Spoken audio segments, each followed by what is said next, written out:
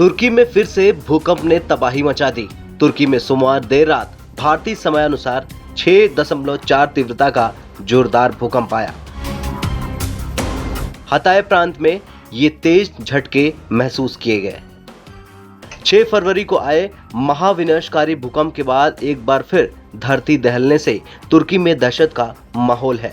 इस दौरान सड़कों पर अफरा तफरी का माहौल नजर आया। फिलहाल कितना नुकसान हुआ ये तो स्पष्ट नहीं है। हालांकि बताया जा रहा कि कई इमारतों में दरारें आई है।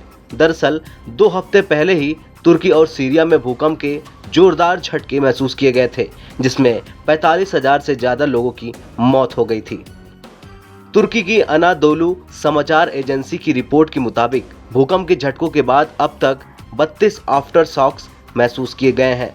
तुर्की के गृह मंत्री सुलेमान सोयलू ने बताया कि भूकंप में 3 लोगों की मौत हुई है और 213 घायल हुए हैं। भूकंप आने के बाद दियारबाकिर के निवासी सड़कों पर आ गए हैं। तुर्की आपदा प्रबंधन एजेंसी ने कहा कि पिछले भूकंपों से क्षतिग्रस्त हुई कई इमारतों को और ज्यादा नुकसान हुआ है। तुर्की की आपदा प्रबंधन एजेंसी ने चेतावनी दी है कि भूकंप के बाद समुद्र में 50 सेंटीमीटर तक लहरें बढ़ सकती हैं। बता दें कि एक बार फिर से तुर्की की धरती कांप गई है। 6.4 तीव्रता के जोरदार झटकों से सभी को खौफजदा कर दिया है। भूकंप ने जान माल की कोई हानि हुई या नहीं अभी कहा नहीं जा सकता, लेकिन लोगों में डर का माहौल है। वे अभी तक पिछले भूकंप से उबरे भी नहीं थे कि अब एक बार फिर उन्हें तबाही की आशंका सताने लगी है। अब ये डर इसलिए है क्योंकि पिछला भूकंप विनाशकारी था।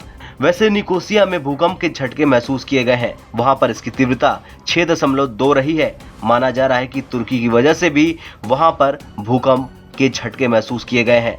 हाटे के रक्षा जिले में स्थानीय समयानुसार रात को करीब 8:04 पर भूकंप आया, जिसकी तीव्रता 6.4 थी। इसके विपरीत 5.8 की तीव्रता वाला दूसरा भूकंप 3 मिनट बाद आया, जिसका अधिकेंद्र हैते के समदांग प्रांत में था। पहला भूकंप 16.7 किलोमीटर यानी 10.4 मील की गहराई में आया था, जबकि दूसरा 7 किलोमीटर यानी 4.3 मील की गहराई पर था। दोनों को आपस के इलाकों में महसूस किया गया। अनादोलू एजेंसी की रिपोर्ट के मुताबिक बीते 6 फरवरी को आए भूकंप का केंद्र हटे से 100 किलोमीटर दूर या उससे अधिक कहमन मारस में था, लेकिन हटे में बड़े स्तर पर क्षति हुई थी। एजेंसी ने बताया कि सोमवार की देर शाम को आए भूकंप का असर सीरिया, जॉर्डन, इजराइल और मिस्र में भी रहा।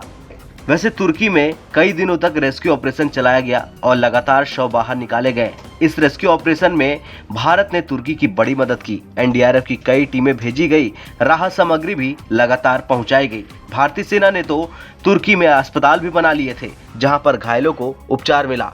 कुछ दूसरे देशों ने भी अपनी तरफ से तुर्की को सहायता भेजी। रविवार को ही भारत की एनडीआरएफ की टीम वापस देश लौट आई। खैर, तुर्की में भूकंप के झटके लगने अभी भी बंद नहीं हुए। देखना ये होगा कि कैसे तुर्की इन झटकों से उबरेगा और भारत आगे कैसे तुर्की की मदद करेगा। आपका क्या कुछ कहना है तुर्की को लेकर कमेंट कर जरूर बताएं। ब्यूरो रिपोर्ट, भारत तक।